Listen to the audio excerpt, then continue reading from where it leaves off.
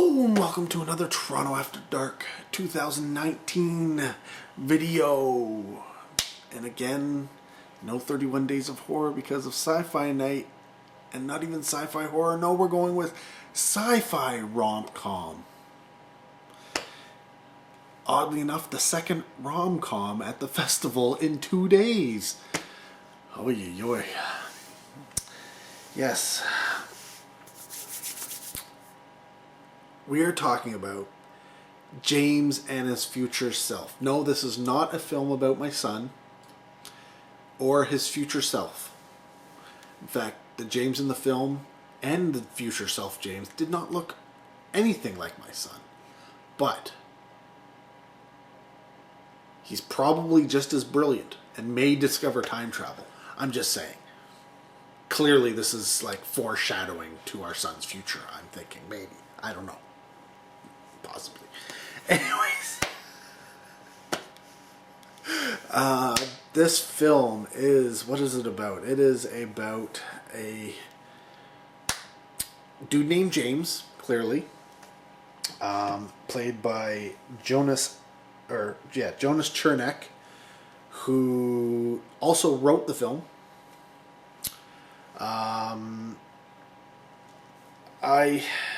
I didn't recognize him. He's been in a few things, but nothing really genre-related. And James eventually gets visited by his future self. His future self is played by Daniel Stern. Yes, one of those awesome robbers from Home Alone and many other films in the 80s and subsequently. You know who he is. And his future self, future James, goes back in time to visit present James, essentially to convince him, or essentially change his life so he doesn't invent time travel. I know what you're saying. Wouldn't that be a paradox? Well, yes, but either way, that's not the point. The point is, where does the rom-com come into play? Because is this a rom-com between James and future James? No. You see, James, in his quest to discover time travel, essentially abandons his life. So he doesn't get in a relationship. His family leaves him. He essentially becomes alone and only works with an old lady to bring about time travel. And so future James is clearly going, this is not how I wanted my life to turn out. So he's going back to the past to fix that. Because the love of his life, Courtney, played by Cleopatra Coleman,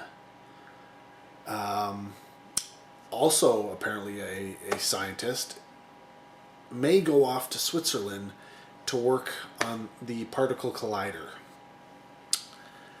And if you don't recognize that name, you probably should. You probably should. See, been in a bunch of stuff, including some genre stuff like Attack of the Saber-Tooth. No, I didn't see that movie either. But what about Wicked Science, that television series? No? Well then, how about Fear Clinic? Fear Clinic. She played Megan in that film. I'm sure some of you have seen that. And if you haven't seen that, maybe you saw The Last Man on Earth. Why are all these people from Last Man on Earth showing up in these movies? Yes, it's Erica from Last Man on Earth.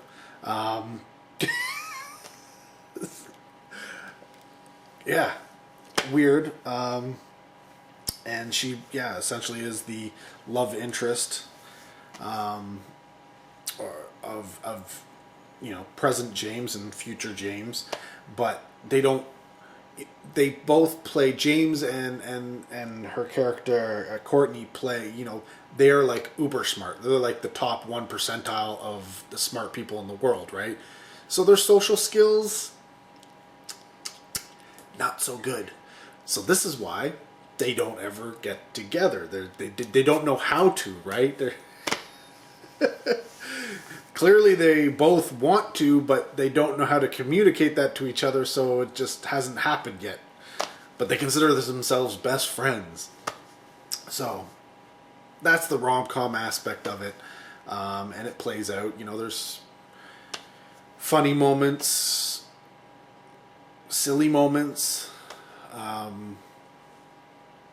and of course there's some, because of the time travel aspect, part of the film is about living in the now, not living in the past, not living in the future, but taking in the present and living it to its fullest, to the point where they have this little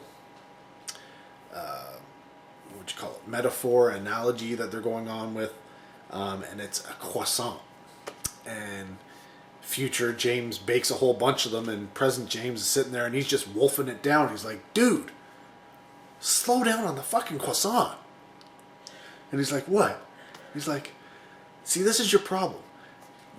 You're not taking time to enjoy anything. You're just shoving this stuff in your mouth. He's like, take a little bit off, like a little piece. Now put it in your mouth and just let it dissolve. And President James goes, holy shit. That was the fucking best thing ever. He's like, see? You spent that time shoving an entire thing in your face, just wanting to move on to the next thing. You didn't take time to actually enjoy what you were doing. And a big portion of this film is all about learning to do the now to its fullest. Give everything to the now so that you don't, like if your mind is in the past, you're not really experiencing the now. If your mind is to the future, again, you're not experiencing the now. You miss the now. And the writer, director team both said that it was part of one of the because they were there in the Q&A. They both said that that was one of the things that was very important to hit home in the film, because they're both parents, and sometimes you don't live in the now and you regret it, right? And when your parents, especially when your kids are growing up, they grow up so fast. So, you know what? Take every moment and relish it, Fitting story for something with a character named James, and for a guy who's watching a movie about a character named James, who has a son named James. Boom, my head's just like, oh my God, you're so right. Like I didn't know that already, but that's not the point. But there are other people in this film who play kind of like cameo roles. And there's a couple of them, but the big one is Francis Conroy, who plays the head scientist of where all these people work. And if the name doesn't ring any bells, Ruth Fisher in 6 Feet Under. She played Ophelia in that crazy Catwoman movie that came out. She plays Penny Fleck in the new Joker movie. She plays Lottie Dottie Da in Arrested Development. Myrtle Snow in American Horror Story. Martha Lacey in Castle Rock. Natalie Raven in The Mist. I mean, I could go on and on and on. She's in so many things. Like, she is one of those people, you know her when you see her. You know exactly who she is. And even though you might think she's typecast, no, she plays all over the place. Like, she delivers some of the best lines in this film, because she's the old lady, right? But she's like supposed to be one of the smartest people in the room, and she just nails it. She's like, there are honestly some of the best moments in the film are just her delivering the dialogue and putting it out there, and you're just like, oh my god, this is the reason why people cast this woman. She is so good. But the film itself, like, this is a Canadian film, another Canadian film, and oddly enough, it's wow, it's supposed to be getting a wide release coming up. It's going to be on Crave if you have Crave, and it's looks good. Like I said, got a bunch of talent involved in it, so you'll recognize stuff. It's got a nice light-hearted film, like story. It is watchable by essentially, even though it is about time travel, it's not like, and this is so weird, right? It's about time travel, and there's so much, sciencey stuff going on and talked about, but at the same time, it's not about the science. It's about the rom-com. It's about the relationship. It's about the whole like idea of living in the now and all that kind of stuff, right? That's what the film is about. So this is really a film that can appeal to almost anybody. Almost anybody. It's out there. It's a family-friendly film, believe it or not. Like, so yeah, there are some aspects of the film I wish it had been a little bit funnier. It does have that problem I have with rom-coms in general, where, well, most rom-coms very funny at the beginning, slightly funny at the end, and then story in the middle. That's generally the way I look at rom-coms. This one wasn't quite like that. It was not front-loaded heavy with comedy. The comedy was more sprinkled throughout, but it did get a little bit more towards the dryness in the middle, but only slightly. And that's only because it wasn't super funny throughout the film. Like, there are some good jokes, but it's not a lot of great jokes. And like I said, some of it really depended on the performances from the actors. So, yeah. Would I give it a recommend? I'd give this a... If you're in the mood for something lighthearted and comedy-like, I'd say go for it. It is not your standard... This is the kind of thing where I think, you have those moments where, girlfriend wants to watch a comedy or a rom-com or something like that, and the guy wants to watch an action film or a sci-fi film, and you butt heads, right? You know that stereotype happens, and it does happen.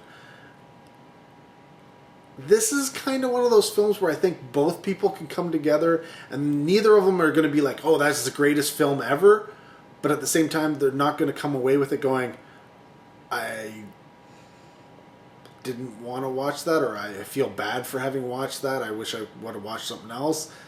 It's one of those things where, you know what, that they'll probably both get some enjoyment out of it, and, it is what it is. You managed to come together and compromise and be in the now together and watch a film.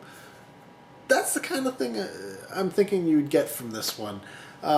If I was giving it a rating out of 5, I'd say maybe a 2.5 out of 5. It's nice. I don't know. I would have liked more in terms of the funny, and I did find, the main actor, James in the present, though he's supposed to be playing up, social awkwardness, he really isn't socially awkward. He doesn't come across, and this is part of the problem. I think the guy who's playing it, because he's obviously not socially... It's hard to find a socially awkward actor. I'm not going to lie. Most actors are very, very... Well, that's their job, right? Their job is to talk and to sell themselves, essentially. So he doesn't really come across as socially awkward as he should. And the only reason why things don't work is because he's so involved in his work. That's the only thing. That's his diversion. If the work wasn't there, he would be normal, and he would probably be getting, you know, all the girls and all this kind of stuff. But it's just there are moments where he looks for help to, you know, get the romance going, but then the help's never really provided. It's like he just does it himself anyways.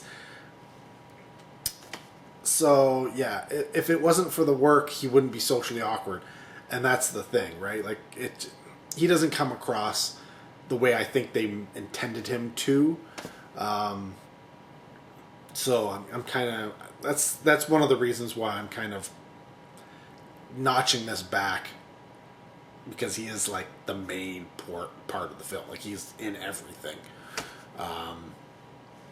But yeah, it's wow, 2 rom-coms. Two people from The Last Man on Earth. Toronto After Dark is going weird this year. Tomorrow there's a Korean zombie film, so I'm pretty sure I'm not going to see either of those. No, wait, it is rom-com. Crap. 3 rom-coms. Wow. Alright, well, apparently Toronto After Dark is a romantic comedy film festival. Who knew? Anyways, more Toronto After Dark coverage coming up, so stay tuned. Thanks for watching. Comment down below if you managed to see this film at all, what you thought of it. Keep it spoiler free as much as possible. Love to hear from you. Thanks for watching. Till next video, take care. Have a good one.